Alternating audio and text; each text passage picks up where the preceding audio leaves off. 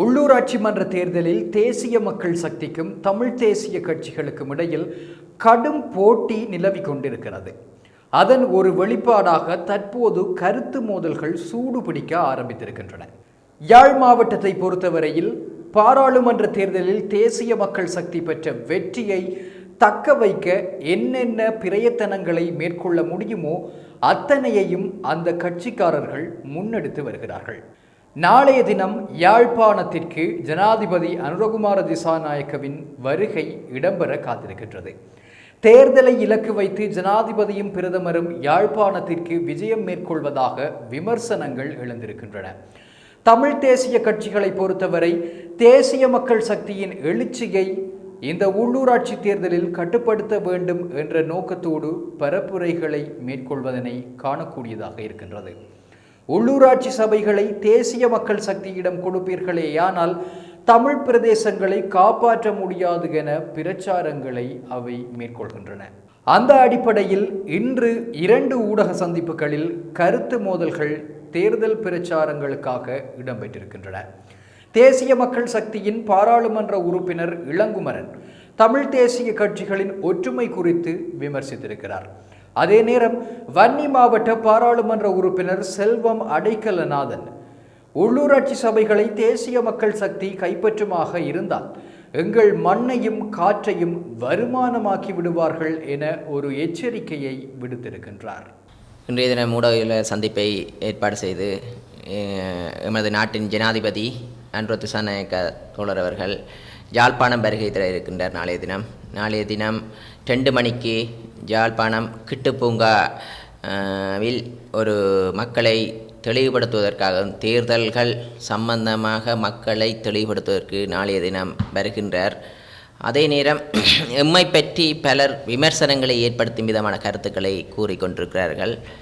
அது தொடர்பாகவும் பூரணமான விளக்கத்தை கூற வேண்டிய தருணம் இருக்கிறது மக்களுக்கு. எதிர்வரும் நாளைய தினம் அனுர திசாநாயக்க எமது யாழ்ப்பாணம் விஜயத்தை செய்து யாழ் மக்களுக்கு நாங்கள் என்னத்தை செய்ய போகின்றோம் எதிர்வரும் காலத்தில் வேலை திட்டத்தில் இந்த பிரதேச சபைகள் நகர சபைகள் எமக்கு தேசிய மக்கள் சக்திக்கு இன்றியமையாத ஒன்று என்று நாங்கள் கூறப்போகின்றோம்.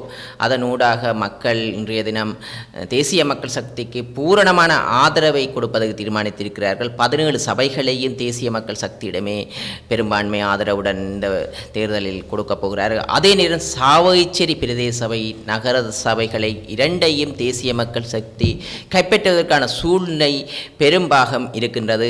அது சாவகச்சேரி நகர சபை சாவகச்சேரி பஸ் ஸ்டாண்டில் நடந்த கூட்டத்தின் ஊடாக எங்களுக்கு தெளிவு ஏற்படுத்தியிருக்கிறது. பெரும்பாலான மக்கள் கலந்து கொண்டிருந்தார்கள். அந்த கலந்து கொண்டதன் நிமித்தம் நமக்கு தெரிகிறது சாவகச்சேரி நகர சபையும் பிரதேச சபையும் தேசிய மக்கள் சக்திக்கு உறுதுணையாக பெரும்பான்மை ஆதரவுடன் இந்த நகர சபையை கைப்பற்றுவோம் என்ற இடத்தில் கூறிக்கொள்கிறோம். அதே நேரம் யாழ் மாநகர சபையும் பெரும்பான்மையாக கைப்பற்றுவோம்.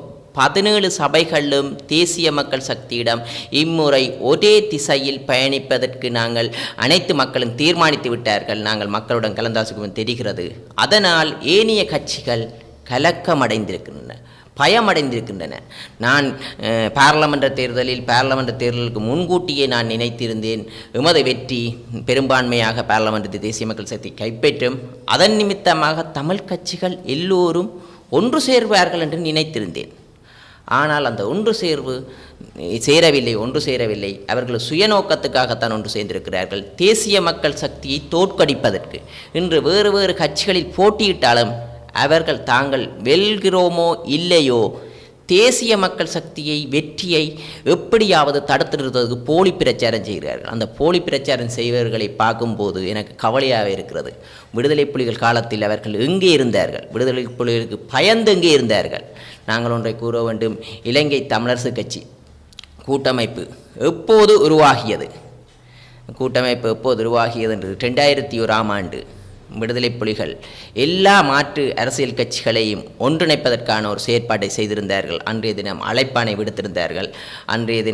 அழைப்பானை விடுத்ததன் நிமித்தமாக அவர்கள் அன்றைய கால சூழ்நிலை அன்று விடுதலை புலிகளை பகைப்பதற்கு யாருக்கும் அந்த நேரம் தத்துணிவில்லை. அதன் காரணமாக அன்றைய தினம் ஒன்றுபட்டிருந்தார்கள். அது பேரளவில் தான் ஒன்றுபட்டிருந்தார்கள். தமிழ் தேசிய கூட்டமைப்பு என்று பதிவு செய்யப்படவில்லை. இன்று வரை ஏன் தமிழ் தேசிய கூட்டமைப்பு என்று இன்று வரை பதிவு செய்யப்படவில்லை? ஏனென்றால் அவர்களது பழைய கட்சிகள் இல்லாமல் போய்விடுமோ? அதில் ஒரே ஒரு ஆள் தான் அந்த கூட்டமைப்பில் இணையவில்லை, ஆனந்த சங்கரி. அவர் எதிரியாகவே இருந்து விட்டார்கள். ஆனால் இவர்கள் எல்லோரும் இணைந்தவர்கள் தமிழர்களுக்கு துரோகம் இழைத்திருக்கிறார்கள். துரோகிகள் பட்டியலில் இவர்கள் தான் சேர்க்கப்பட வேண்டும். எதிரி வேற, துரோகி வேற. அந்த நிமித்தம் தமிழ் தேசிய கூட்டமைப்பு இன்று வரைக்கும் பேரளவில் தான் இயங்கிக் கொண்டிருக்கிறது ஒழிய அது இலங்கை அகில இலங்கை தமிழ் தேசிய கூட்டமைப்பு பேரளவில் இயங்குகிறது. எதிர்வரும் காலத்தில் நாங்கள் ஒன்றை கூறுவோம், இந்த பிரதேச சபைகளை கைப்பற்றுகின்ற பட்சத்தில் அவர்களது இருப்பென்பது இல்லாமல் போவதற்கு காரணம் இருக்கிறது. நாங்கள் மக்கள் நேயம் சிந்திக்கும் போது, மக்களுடன் ஒன்றுபடும் போது கண்டிப்பாக மக்கள் எமக்கு ஆதரவு. எமது அமைப்பானது தேசிய மக்கள் சக்தியானது தமிழ் கட்சியும் இல்லை, சிங்கள கட்சியும் இல்லை, முஸ்லீம் கட்சியும் இல்லை, மனிதநேயம் கொண்ட அமைப்பாக செயற்படும் என்று இந்த இடத்தில் மக்களுக்கு கூறிக்கொள்கிறேன். எல்லாருக்கும் வணக்கம். வர இருக்கின்ற உள்ளூராட்சி சபை தேர்தலிலே காலம் நெருங்கி இருக்கிறது. அந்த வகையிலே ஒட்டுமொத்த வடகிழக்கிலே எங்களுடைய ஜனநாயக தேசிய தமிழ் தேசிய கூட்டமைப்பு எல்லா இடத்துலையும் போட்டியிடுகிறது. நீதிமன்றம் சென்று அதிலிருந்து நாங்கள் வென்று இந்த போட்டியிலே கலந்து கொள்ளுகின்ற வாய்ப்பை எட்டியிருக்கின்றோம். அந்த வகையிலே நாங்கள் ஜனநாயக தமிழ் தேசிய கூட்டமைப்பு பல இடங்களிலே ஆட்சியை கைப்பற்றுகின்ற நிலை வரும் என்பதை நான் இங்கு குறிப்பிட விரும்புகின்றேன். இருந்தாலும் நாங்கள் நிர்ணயம் செய்யக்கூடிய சக்தியாக இந்த தேர்தலிலே மாறுவோம். அவை யாரோடு நாங்கள் இணைந்து செயலாற்ற வேண்டும் என்ற பிரதானமான ஒரு விடயம் இருக்கிறது. குறிப்பாக எங்களுடைய தேசியத்தை நேசிக்கின்ற தமிழ் கட்சிகளோடு நாங்கள் கூட்டு சேர்ந்து ஆட்சி அமைக்கின்ற வாய்ப்பை ஏற்படுத்துகின்ற சூழலை நிச்சயமாக உருவாக்குவோம். ஏனென்றால் இனிவரும் காலங்களில் நாங்கள் ஒற்றுமையாக இல்லை என்றால் அது இன்னும் ஒரு எங்களுடைய பிரதேசத்திலே பல அழிவுகளை, பல பிளவுகளை, தேசியமே இல்லாது இருக்கிற ஒரு சூழலை ஏற்படுத்தக்கூடிய வாய்ப்புகளை அது உண்டு பண்ணிவிடும். ஆகவே ஒற்றுமையின் காரணமாக இந்த பிரதேச சபை, நகர சபை, மாநகர சபை தேர்தலிலே நாங்கள் நிர்ணயம் செய்யக்கூடிய சக்தியாக இருக்கிற போது அது தேசியத்தை நேசிக்கின்ற கட்சிகளோடு இணைந்து ஆட்சி அமைக்கின்ற வாய்ப்புகளை உருவாக்குவோம் என்பதை நான் இங்கு குறிப்பிட விரும்புகிறேன். உண்மையிலே நான் நாடாளுமன்றத்திலே இது சம்பந்தமாக பேசியிருந்தேன். ஜனாதிபதியிடம் ஒரு கோரிக்கையை வைத்திருந்தேன். யாழ்ப்பாணத்திற்கு பிரதமரும் ஜனாதிபதியும் அடிக்கடி செல்லுகின்ற சூழலை மாற்றுங்கள். பாதிக்கப்பட்ட பிரதேசங்களான வன்னி பிரதேசத்திலே உங்களுடைய கடமைகள், உங்களுடைய வருகைகள் இருக்க வேண்டும் என்று நான் ஒரு கோரிக்கையை முன்வைத்தேன். ஆனால் இந்த ஜனாதிபதியும் பிரதமரும் அமைச்சர்களும் தேர்தல் காலங்களிலே தான் எங்களுடைய வன்னி பிரதேசத்துக்கு வருகிறார். குறிப்பாக மன்னாருக்கு வருகிறார். மன்னாருக்கு வருகை தந்து தேர்தலில் வெற்றி பெற வேண்டும் என்ற அந்த அந்த அர்த்தத்தோடு தாங்கள் தான் செயல் வீரர்கள் என்று சொல்லுகின்ற விடயத்திலே மன்னார் மாவட்டத்திலே கூடுதலான கவனம் செலுத்தப்படுகிறதே நாங்கள் காணக்கூடியதாக இருக்கிறது. ஆகவே தேர்தல் காலங்களில் தான் இவர்கள் இங்கு வருகை தருகின்ற வழக்கமாக இருக்கிறது. அதைவிட முக்கியம் என்னவென்றால், மன்னார் மாவட்டத்திலே இந்த கனிய மண் அகழ்வு அது பிரதானமான விடயமாக இன்றைக்கு பார்க்கப்படுகின்ற ஒரு சூழல். மற்றது காற்றலை மின்சாரம், இதையெல்லாம் எங்களுடைய மன்னார் மாவட்டத்திலே பல பிரச்சனைகளை எங்களுடைய மக்கள் எதிர்ப்பின் அடிப்படையிலே அது நிறுத்தப்பட்டிருக்கிறது. கடந்த டிசிசி மீட்டிங்கில் கூட இது நிறுத்தப்பட்டது.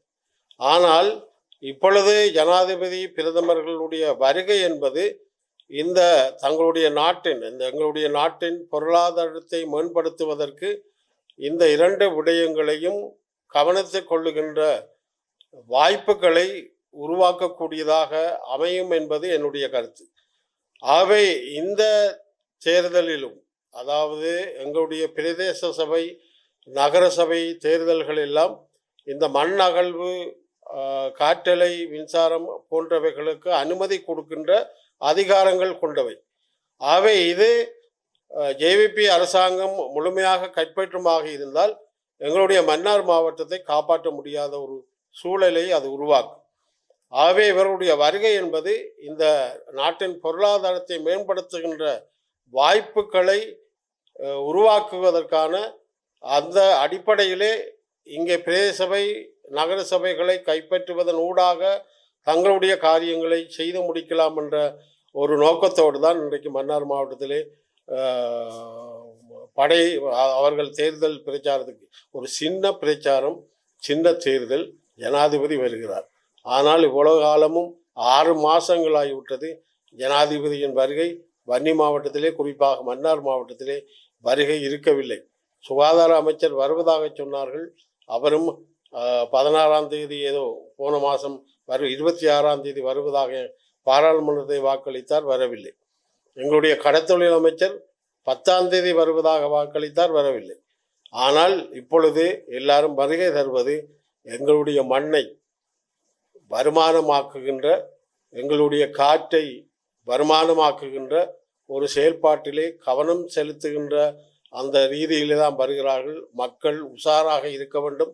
இந்த பிரதேச சபை நகர சபைகளுக்கு அவர்களுக்கு வாய்ப்பு கொடுப்போமாக இருந்தால் எங்களுடைய மண்ணையும் எங்களுடைய காற்றையும் நாங்கள் இழந்து விடுவோம் என்பதை இச்சந்தர்ப்பத்திலே சொல்லிக்கொள்ள விரும்புகின்றேன். மேலே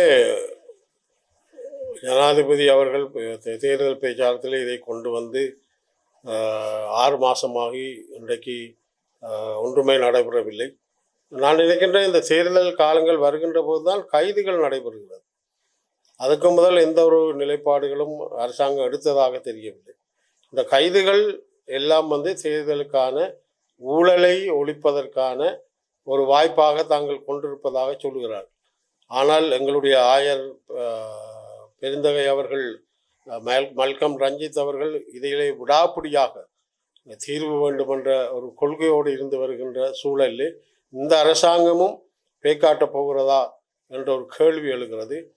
நான் நினைக்கின்றேன் இந்த அமெரிக்கா கூட தன்னுடைய அறிக்கையை வெளியிலே விட்டிருக்கிறது இந்த யுத்த ஞாயிறு தாக்கல் சம்பந்தமாக.